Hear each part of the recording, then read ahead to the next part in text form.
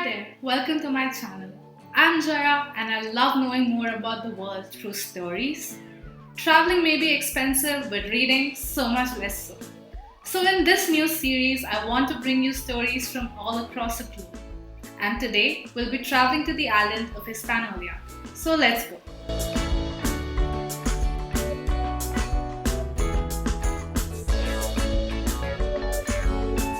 Before we start talking about the books from Hispaniola, I would like to give you a brief summary of what is the island of Hispaniola and the complicated history it has. But if you're not interested and you want to skip straight to the books, I would urge you to jump to the next chapter. So what is the island of Hispaniola?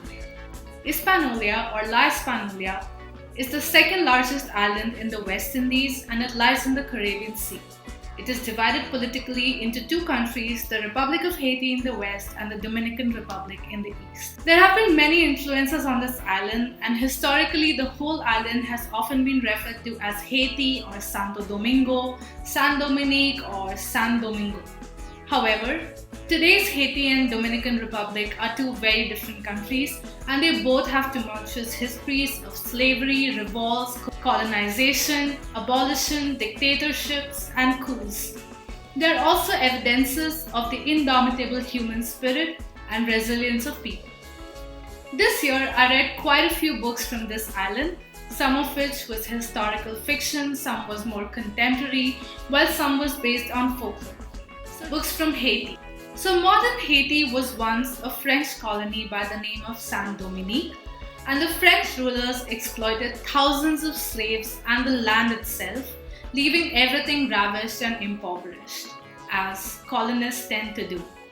In the 1800s, the population of Haiti revolted and became the first former black slave independent nation in the world. But the extreme poverty and depleted natural resources, coupled by isolation by the European countries who still controlled most of their neighbors, made the life of this newly formed country really difficult. The US also, for obvious reasons, did not want to recognize them as an independent nation, fearing of slave revolt within the United States. So the first book I want to talk to you about from Haiti is called The Island Beneath the Sea, and it was written in Spanish by Isabel Allende. It explores these times in the history of Haiti. The story revolves around Zarate or Tete, who was born of an African mother and a white sailor who brought her to this island. So Zarate is obviously a product of rape. The story also chronicles the life of Toulouse Balmorian, a Spanish plantation owner who buys Tete. Over the course of four decades, through Spanish and French rule in the area, as well as the new slave plantations in Louisiana, the story explores the best and worst of human nature.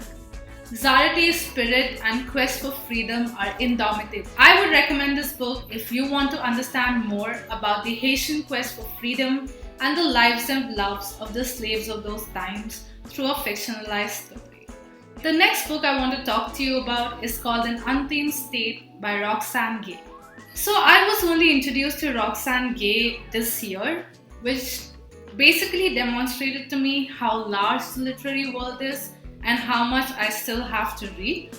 Roxane is known for her non-fictional essay collections, but I personally prefer fiction, so I picked up this book as my first from her. I would like to believe that this title has two meanings. It refers to the untamed state of the protagonist Muriel, and also the untamed state of Haiti in general. There are lots of trigger warnings in this book for sexual and physical violence.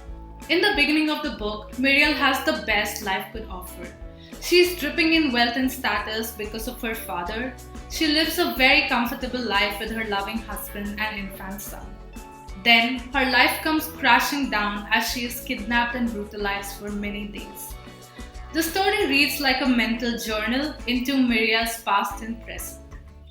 The thing to note is that even when she is free, she is not herself. Roxane explores her trauma and her recovery from it so realistically and heartbreakingly. She explores the hatred that privilege in the midst of crippling poverty often attracts. She also talks about how women are often sacrificed for the ambitions and actions of men. It was a really difficult book to read, I cannot lie. It took me a long time to read it, and I read it alongside other lighter, happier books so that I wasn't overwhelmed by Muriel's pain and grief. I would recommend this book to you if you want to read more about the themes I just talked about, but be warned once again that this is not going to be an easy journey. The third book that I want to talk to you about is called Krik, Krak, and it's written by Edwidge Danticat. It's based on the Haitian tradition of storytelling, where when Haitians tell a story, they say Krik and the eager listeners answer with Krak. Told as a collection of 9 loosely interconnected stories, Krik Krak explores themes of hope and despair, submission and defiance, politics and art, through very beautiful prose. Some stories have elements of magical realism in them, and others only bittersweet reality. Since dissent has always been dangerous in Haiti, these stories feel timeless. They are also very relevant in today's times across the world of growing fascism. I would recommend the book for its folktale-like feel, the beautiful writing, the web of interconnections between the stories, and the many themes, personal and political, the author manages to talk about in such a short space. Now, let's move on to the Dominican Republic. Santo Domingo, which was what the Dominican Republic was formerly called, was a Spanish settlement rather than just a production outhouse. Lots of Spanish settlers who intermingled, quite often forcibly, with the indigenous population that had not been wiped out, made this part of the island their home. Unlike Haiti, Santo Domingo was a relatively peaceful offshoot of Spain, with a small population and a real political system. The citizens of Dominican Republic therefore enjoyed a much more stable country and were and continue to remain quite resentful and suspicious of the Haitians. This racism and suspicions of the Haitians is also something that's explored quite a bit in Krik. The book that I read from the Dominican Republic is called Before We Were Free by Julia Alvarez. It's narrated from the perspective of a 12-year-old girl, Anita, a pre-teenager who lives a life of relative comfort in her country. Their family suddenly starts shrinking, and Anita tries to understand the role El Jefe, or the country's dictatorial president Rafael Trujillo, plays in their life. Of all the books I have talked about in this video, this one is definitely the least graphic, most likely because it's narrated by a child. So Anita witnesses her seemingly normal life, shared with a large joint family, change rapidly in a very short period of time. This change is accompanied by changes in her own person, born out of puberty, but also because of the circumstances around her. One by one, her friends, old and new, flee the oppressive regime of the dictator to the US. Finally, her own nuclear family falls prey to the oppression and needs to find ways to cope. Anita, a chatterbox, slowly falls silent as she can't understand everything that's happening around her and is not encouraged to ask the millions of questions that plague her heart and mind every day.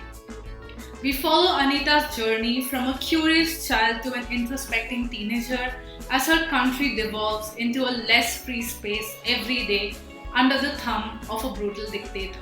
I think that this book is so relevant, especially in the light of the ongoing refugee crisis around the world, especially addressing the way refugees and illegal immigrants are being treated in the US right now. I would say that this book is a must read if you want to understand why people flee their comfortable lives in hope of a more safe place to live in. So that's it. These are all the books I read from this island this year, and I hope that I can continue to bring to you more books from around the world. Do let me know what region you'd like to visit next with me through these books in the comments below. If you like this video, don't forget to like and share, and subscribe to my channel and hit the bell icon so you don't miss any updates. Thanks for watching. Bye.